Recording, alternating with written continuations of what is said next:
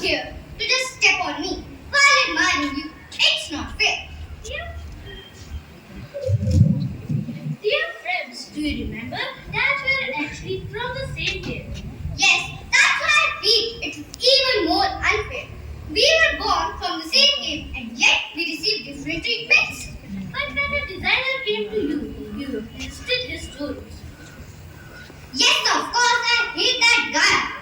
How could he use his tools on me? It hurts so badly. That's true, but he couldn't work on you without your cooperation. Is it so? How did you cooperate with him when he came to you?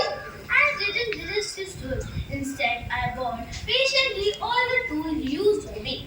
Oh, I see. Because of your endurance, you are what you are today.